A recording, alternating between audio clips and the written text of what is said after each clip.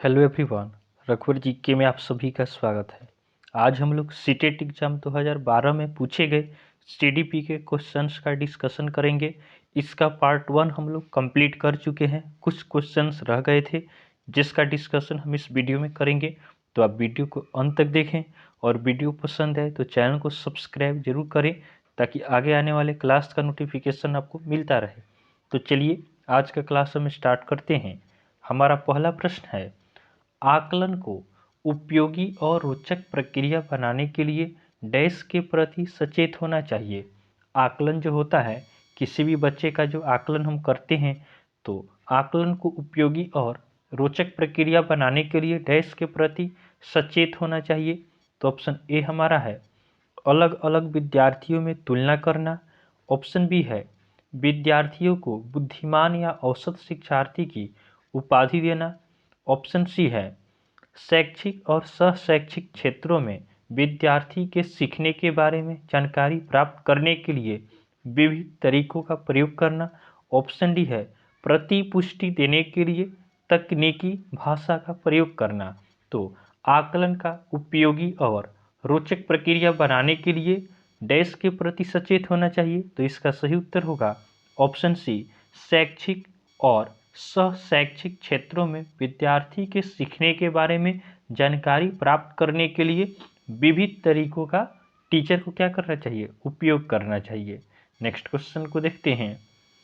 एक शिक्षक प्रश्न पत्र बनाने के बाद यह जांच करता है कि क्या प्रश्न परीक्षण के विशिष्ट उद्देश्यों की परीक्षा ले रहा है।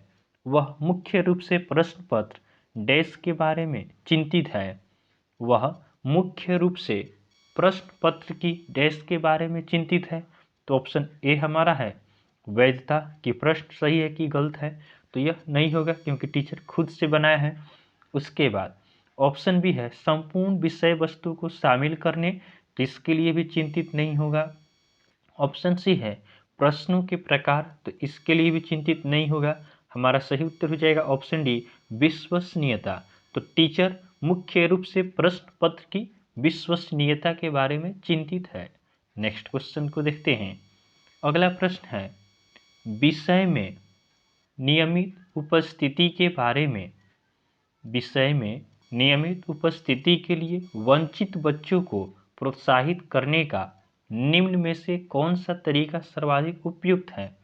विद्यालय में नियमित उपस्थिति के लिए वंचित बच्चों को, जो बच्चे नियमित उपस्थित नहीं रहते हैं उससे वंचित बच्चों को प्रोत्साहित करने का निम्न में से कौन सा तरीका सर्वाधिक उपयुक्त है। तो जो बच्चे नियमित विद्यालय नहीं जाते हैं उन्हें कैसे हम उत्साहित कर सकते हैं। तो ऑप्शन ए हमारा है बच्चों को विद्यालय आने की अनुमति न देने को कानूनी दंडनीय अपराध बनाया जाए। तो यह कभी नहीं हो सकता है, विद्यालय में तो दंड देने का अधिकार ही नहीं है। तो दंड जहाँ रहेगा वह ऑप्शन नहीं हो सकता है।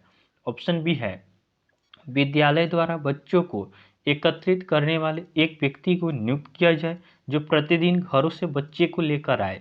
तो ये भी संभव नहीं है कि प्रत्येक बच्चे के घर क्या किया जाए, किसी खास व्यक्ति को भेजा जाए बच्चों को लेकर आने के लिए। ऑप्शन सी हमारा है बच्चों को आकर्षित करने के लिए प्रतिदिन 5 रुपया देना। तो ये भी नहीं हो सकता है, बच्चों को विद्यालय लाने के लिए टीचर उसको पैसा नहीं दे सकते हैं। ऑप्शन डी हमारा है आवासीय विद्यालय खोलना। तो इसका सही उत्तर हमारा क्या हो जाएगा ऑप्शन डी आवासीय विद्यालय। अर्थात जो स्कूल हॉस्टल वाला होता है उससे बच्चे अवकाश नहीं ले सकते हैं क्योंकि बच्चों को स्कूल में ही रहकर पढ़ना होता है। तो ऑप्शन डी सही उत्तर है। नेक्स्ट क्वेश्चन को देखते हैं। अगला प्रश्न है एक बच्चा जो डैश से ग्रस्त है वह 100 और वाज न्यूक्लियर और अनक्लियर में अंतर नहीं कर सकता। एक बच्चा है जो किससे ग्रसित है कि वह 100 वाज न्यूक्लियर और क्लियर में अंतर नहीं समझ सकता है। तो ऑप्शन ए हमारा है शब्द जम्बलिंग विकार। ऑप्शन बी है डिसलेक्सीमिया। ऑप्शन सी है डिसमोर्फिया और ऑप्शन डी है डिसलेक्सिया। तो एक बच्चा जो आपका शब्दों के बीच में अंतर को नहीं समझ सकता है वह किस चीज़ से ग्रसित हो सकता है। तो इसका सही उत्तर होगा ऑप्शन डी डिसलेक्सिया से क्या है, बच्चा ग्रसित है। जो बच्चा दो शब्दों के बीच में अंतर को नहीं समझता है वह डिसलेक्सिया से ग्रसित होता है। नेक्स्ट क्वेश्चन को देखते हैं। अगला प्रश्न है प्रतिभाशाली विद्यार्थी। तो प्रतिभाशाली विद्यार्थी कैसे होते हैं? तो ऑप्शन ए हमारा है स्वभाव के अंतर्मुखी होते हैं। ऑप्शन बी है अपनी आवश्यकताओं को दृढ़तापूर्वक नहीं कह सकते। उसके बाद ऑप्शन सी है अपने निर्णयों में आत्मनिर्भर होते हैं। ऑप्शन डी है कोई नहीं। तो एक प्रतिभाशाली विद्यार्थी कौन हो सकता है? तो प्रतिभाशाली विद्यार्थी अपने निर्णयों में क्या होते हैं, आत्मनिर्भर होते हैं। तो ऑप्शन सी हमारा सही उत्तर होगा। नेक्स्ट क्वेश्चन को देखते हैं। अगला प्रश्न है निम्नलिखित में से कौन सा शिक्षार्थियों में सृजनात्मकता का पोषण करता है? इसमें हमें बताना है कि इनमें से कौन सा आपका बच्चों के अंदर आपका सृजनात्मकता का पोषण करता है।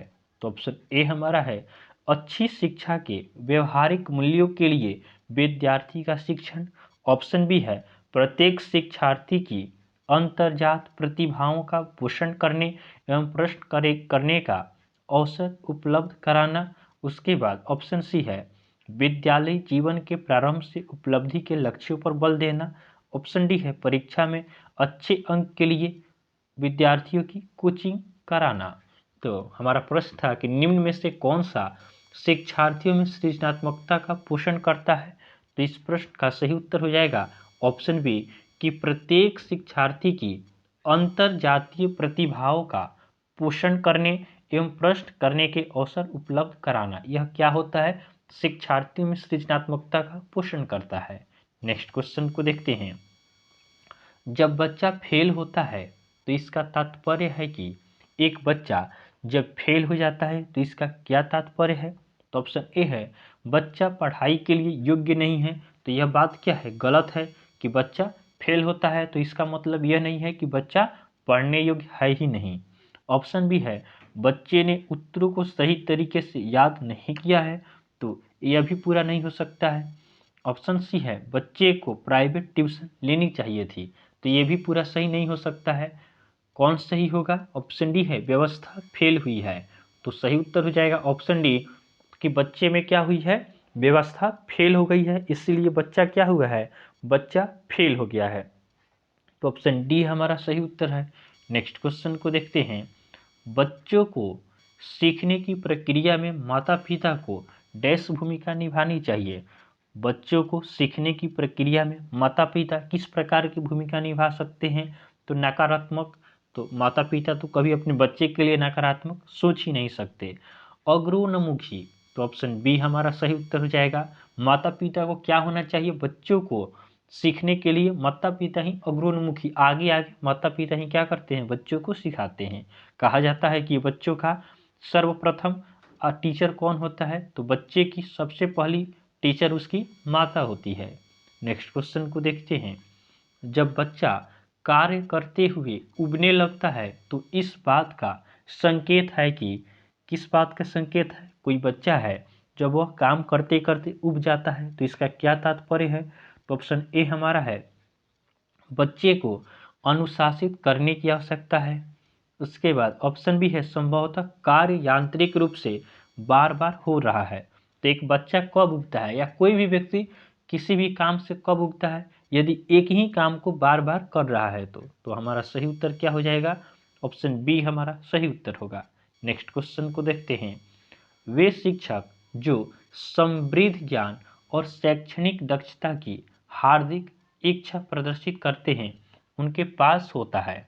वे शिक्षक जो समृद्ध ज्ञान और शैक्षणिक दक्षता की हार्दिक इच्छा प्रदर्शित करते हैं उनके पास होता है।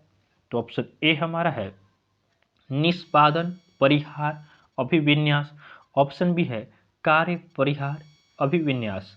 ऑप्शन सी है नैपुण्यता अभिविन्यास। ऑप्शन डी है निष्पादन उपागम अभिविन्यास। तो वे शिक्षक जो समृद्ध ज्ञान और शैक्षणिक दक्षता की हार्दिक इच्छा रखते हैं उनके पास क्या होगा?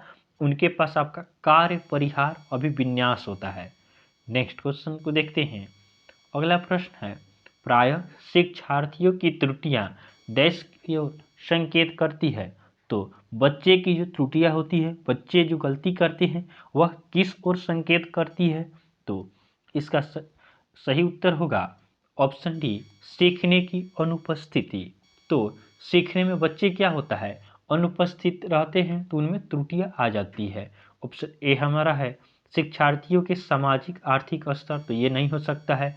ऑप्शन बी है वे कैसे सीखते हैं, तो ये भी नहीं है। ऑप्शन सी है यांत्रिक अभ्यास की आवश्यकता, तो ये भी नहीं है। तो प्रायः शिक्षार्थियों की त्रुटियां, बच्चे में कब त्रुटियां आती है, वे रेगुलर स्कूल नहीं जाएंगे तो क्या होता है, उनमें त्रुटियां आने लगती है। नेक्स्ट क्वेश्चन को देखते हैं। अगला प्रश्न है विवेचनात्मक शिक्षा शास्त्र का यह दृढ़ विश्वास है कि, विवेचनात्मक शिक्षा शास्त्र का क्या विश्वास होता है? तो ऑप्शन ए हमारा है एक शिक्षक को हमेशा कक्ष के अनुदेशन का नेतृत्व करना चाहिए। ऑप्शन बी है शिक्षार्थियों को स्वतंत्र रूप से तर्कड़ा नहीं करनी चाहिए, तो यह भी सही नहीं है। ऑप्शन सी है बच्चे स्कूल से बाहर क्या सीखते हैं यह अप्रासंगिक है, तो यह अप्रासंगिक नहीं होता है। ऑप्शन डी हमारा है शिक्षार्थियों के अनुभव और प्रत्यक्षण महत्वपूर्ण होते हैं, तो हमारा सही उत्तर हो जाएगा ऑप्शन डी कि विवेचनात्मक शिक्षा शास्त्र का यह दृढ़ विश्वास है कि शिक्षार्थियों के अनुभव और प्रत्यक्षण महत्वपूर्ण होते हैं। नेक्स्ट क्वेश्चन को देखते हैं। बीजों का अंकुरण संकल्पना के शिक्षण की सबसे प्रभावी पद्धति है। बीजों का अंकुरण जो होता है संकल्पना के शिक्षण की सबसे प्रभावी पद्धति है। तो ऑप्शन ए हमारा है विस्तृत व्याख्या करना। ऑप्शन बी है विद्यार्थियों द्वारा पौधे का बीज बोना और उसके अंकुरण के चरणों का अवलोकन करना। तो बीजों का अंकुरण है तो हमारा सही उत्तर हो जाएगा ऑप्शन बी कि विद्यार्थी क्या करते हैं, पौधे के बीज बोते हैं, उसके बाद उसके अंकुरण होने की क्या क्या चरण होता है, क्या क्या स्टेप होता है, उसका क्या करते हैं, अवलोकन करते हैं। तो ऑप्शन बी हमारा सही उत्तर है। नेक्स्ट क्वेश्चन को देखते हैं। अगला प्रश्न है निम्नलिखित में से कौन सी समस्या समाधान की वैज्ञानिक पद्धति का पहला चरण है? निम्नलिखित में से कौन सा समस्या समाधान की वैज्ञानिक पद्धति का पहला चरण है? तो पहला चरण कौन सा होगा? तो ऑप्शन ए हमारा है प्राकल्पना का निर्माण करना। ऑप्शन बी है समस्या के प्रति जागरूकता। ऑप्शन सी है प्रासंगिक जानकारी को एकत्रित करना है। ऑप्शन डी है कोई नहीं। तो हमारा सही उत्तर इसका हो जाएगा ऑप्शन बी समस्या के प्रति जागरूकता। नेक्स्ट क्वेश्चन को देखते हैं। अगला प्रश्न है जब बच्चे की दादी उसकी माँ की गोद से ले लेती है तो बच्चा रोने लगता है, बच्चा किस कारण से रोता है? तो जब बच्चे की दादी क्या करती है, उसे अपनी गोद में ले लेती है तो बच्चा क्या करता है, रोने लगता है। तो बच्चा किस कारण से रोता है? तो ऑप्शन ए हमारा है वियोग दुश्चिंता। ऑप्शन बी है सामाजिक दुश्चिंता। ऑप्शन सी है संवेगात्मक दुश्चिंता। ऑप्शन डी है अजनबी दुश्चिंता। तो वियोग दुश्चिंता नहीं होगा, सामाजिक तो हो ही नहीं सकता है, अजनबी दुश्चिंता भी नहीं होगा, संवेगात्मक दुश्चिंता होगा। तो ऑप्शन सी हमारा सही उत्तर हो जाएगा। नेक्स्ट क्वेश्चन को देखते हैं। यह हमारा लास्ट क्वेश्चन है कि छोटे शिक्षार्थियों को कक्ष में समवयस्कों के साथ अंतःक्रिया करने के लिए प्रोत्साहित करना चाहिए, जिससे छोटे शिक्षार्थियों को क्या करना चाहिए, कक्ष में अपने समवयस्कों मतलब अपने समान वर्ग के लोगों के साथ क्या करना चाहिए, अंतःक्रिया करने के लिए प्रोत्साहित करना चाहिए, जिससे तो ऑप्शन ए हमारा है शिक्षक कक्ष को बेहतर तरीके से नियंत्रित कर सके। ऑप्शन बी है वे एक दूसरे से प्रश्नों के उत्तर सीख सकें। ऑप्शन सी है पाठ्यक्रम को बहुत जल्दी पूरा किया जा सके। ऑप्शन डी है वे पढ़ने के दौरान सामाजिक कौशल सीख सके। तो छोटे छोटे बच्चे को अपने समवयस्क के साथ अंतःक्रिया के लिए प्रोत्साहित क्यों करना चाहिए? ताकि वे पढ़ाई के साथ साथ वे सामाजिक कौशल भी सीख सके। तो ऑप्शन डी हमारा बेहतर उत्तर होगा। तो इस तरह हमने आपका सीटेट एग्जाम 2012 के सभी सीडीपी के क्वेश्चंस को हमने 2 वीडियो में कंप्लीट किया है। अगले वीडियो में हम कल 2013 के CDP में पूछे गए क्वेश्चंस का डिस्कशन करेंगे। तो आपको वीडियो पसंद आया हो तो आप वीडियो को लाइक करें, चैनल को सब्सक्राइब करें तथा अपने फ्रेंड के साथ जरूर शेयर करें। तो चलिए आज के लिए हम इतना ही रखते हैं, फिर नेक्स्ट वीडियो में आपसे मिलेंगे। तब तक के लिए धन्यवाद।